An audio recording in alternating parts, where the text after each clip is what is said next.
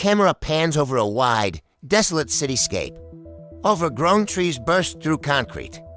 A Ferris will stand silent and rusting against a gray sky.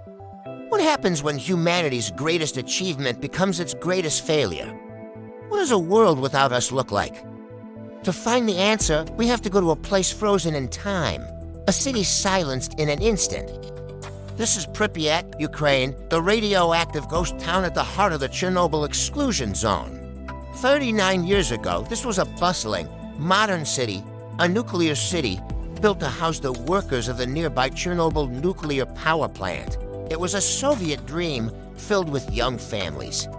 Wide avenues, schools, and parks, they had everything they needed. All powered by the atom. But on April 26, 1986, that dream turned into a global nightmare. Cut to archival footage of the power plant, then back to the present, focusing on the menacing silhouette of the new safe containment structure over Reactor 4. That night, a catastrophic explosion in reactor number 4 ripped through the plant, spewing a cloud of radioactive material that would poison the land for centuries.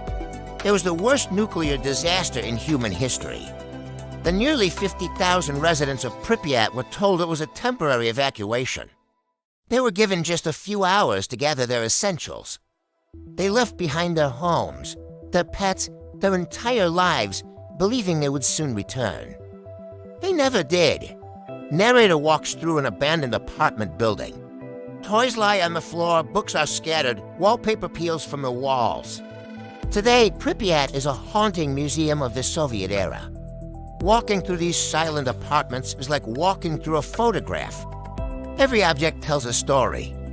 A child's doll left on a windowsill, waiting for a playmate who never came back. Calendars are still turned to April 1986. It feels as if the residents just vanished, and in a way, they did. The invisible enemy, radiation, forced them out, and it's still here.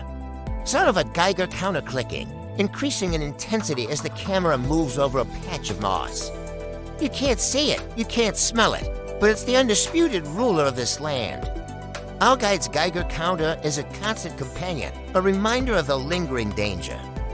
Certain areas, known as hotspots, still pulse with dangerously high levels of radiation. This patch of moss, for example, has absorbed so much fallout over the decades that standing here for too long would be a serious health risk. It's a stark lesson in how nature can both reclaim and concentrate the poisons we leave behind. Camera moves to the iconic Pripyat amusement park. The bumper cars sit rusted in place, the Ferris wheel looms overhead. Perhaps no place captures the broken heart of Pripyat more than its amusement park. It was scheduled to open on May 1st, 1986, for the May Day celebrations. The children of the city were buzzing with excitement to ride this Ferris wheel, to crash these bumper cars. But the disaster struck just 5 days before its grand opening. The park never welcomed a single child.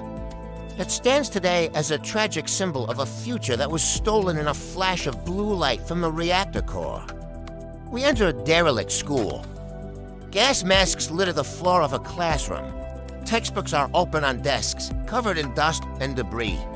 The schools are some of the most unsettling places. In this classroom, it looks like the children just got up and left for a break. But look closer. The floor is a sea of tiny gas masks. These weren't here during the evacuation. They were brought out from storage in the years that followed, and their chaotic scattering adds to the chilling atmosphere.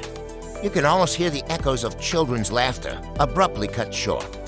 It's a powerful and somber testament to the lost innocence of this city. Interview with a former resident, now elderly. The interview is subtitled. They hold an old black and white photo. I was a teacher at school number 3, Eleanor says, her voice trembling slightly. Pripyat was. It was my home. A beautiful city. We had a wonderful community. When the buses came, they said for 3 days only. I told my students we would be back to finish our lessons. I look at this photo of my class. I wonder where they all are now. I never saw my home again. A part of me died that day, along with my city. Stunning shots of wildlife in Pripyat. A fox trots down a main street, A herd of Przewalski's horses grazes near a housing block, and eagle soars overhead. But amid the decay and the sorrow, an unexpected story is unfolding. In the absence of humans, nature has returned with a vengeance. These concrete streets are now the territory of foxes and wolves. Rare and endangered species, like the Przewalski's horse, have been introduced and are now thriving. Herds of them roam where cars once drove.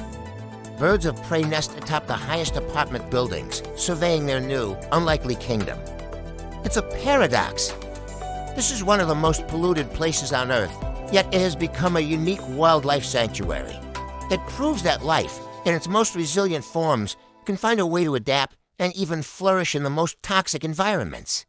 The radiation is still a threat, causing mutations and shortening lifespans, but the threat from humanity, our roads, our pollution, our noise is gone. And for the wildlife, that seems to be the greater relief. Narrator stands looking towards the new safe containment arch over the reactor. Underneath that colossal arch, 108 meters high, lies the source of it all. The new safe containment is an engineering marvel, designed to contain the radioactive remains of Reactor 4 for the next 100 years. It's a shield, protecting the rest of the world from the poison still sealed within. But it's also a tomb. A massive steel monument to a technological failure of unimaginable scale. It reminds us of the terrible price of progress when we fail to respect the power we wield. Slow, sweeping drone shots of Pripyat as the sun begins to set, casting long shadows. Visiting Chernobyl is not about dark tourism. It's not about seeking thrills. It's a pilgrimage. It's an act of remembrance for the victims, the liquidators who sacrificed their lives to contain the disaster, and the hundreds of thousands uprooted from their homes. It's a journey into a world frozen by tragedy, a world being slowly erased by time and reclaimed by the wild. Pripyat is a warning. It's a glimpse into a post-apocalyptic world, one we created ourselves. It shows us what happens when our ambition outpaces our wisdom. But in the resilience of survivors like Elena, and in the defiant return of nature, there is also a strange, quiet hope. A reminder that even after the darkest of tragedies, life, in one form or another, endures. The story of Chernobyl is far from over. It will continue to be written in the rust, in the trees, and in the very soil of this radioactive ghost town for generations to come. Thank you so much for joining us on this journey to one of the most unique and sobering places on the planet. If this story moved you, please consider hitting that like button and subscribing for more documentaries that explore our world as most fascinating stories. Stay curious, and we'll see you in the next one.